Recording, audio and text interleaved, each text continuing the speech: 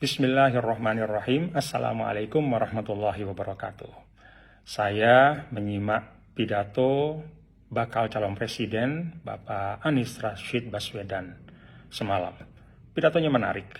Satu hal dari pidato tersebut, beliau mengkomparasi pembangunan jalan tidak berbayar pada masa Presiden SBY dengan masa Presiden Jokowi. Beliau sampaikan bahwa pada masa Presiden SBY 10 tahun, itu beliau membangun 144.000 jalan non-tol, mulai jalan provinsi, jalan nasional, dan jalan kabupaten kota.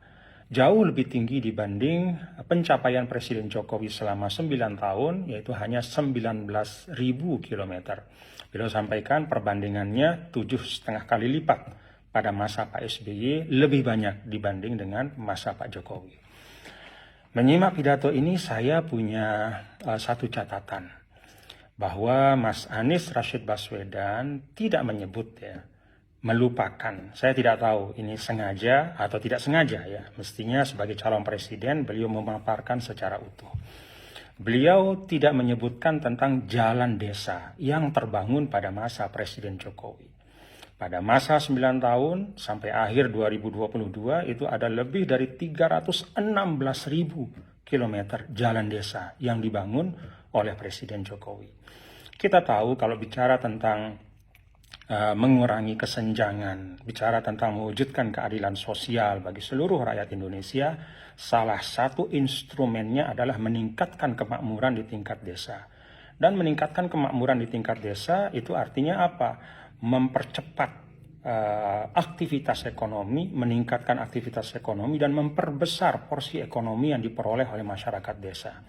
Salah satu strateginya adalah dengan mengurangi biaya logistik, memperlancar arus barang dan jasa, produksi petani kita, padi, kedelai, sapi, dan segala macam yang diproduksi di tingkat desa itu harus dapat diakses dengan mudah, harus memiliki sarana logistik yang baik.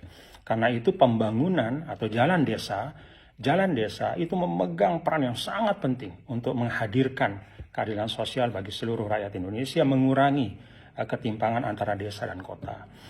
Jadi Mas Anies sebenarnya kalau fair apa adanya, beliau seharusnya menyebutkan bahwa pada masa Presiden Jokowi ada lebih dari 316.000 kilometer jalan desa yang tidak terbangun pada masa sebelumnya. Belum lagi kalau kita bicara infrastruktur lain di tingkat desa ada lebih dari 1,5 juta meter jembatan di tingkat desa, ada lebih dari 500.000 unit air bersih, ada 42.000 lebih posyandu dan beragam infrastruktur di tingkat desa yang menjadi concern dari Bapak Presiden Jokowi selama 9 tahun pembangunannya. Dengan demikian, kalau kita menyampaikan data secara utuh, pembangunan jalan tidak berbayar pada masa Presiden Jokowi, mulai jalan nasional, jalan provinsi, jalan kabupaten kota, dan jalan desa, maka angkanya adalah sekitar 340.000 kilometer, jauh di atas pembangunan jalan tidak berbayar pada era sebelumnya.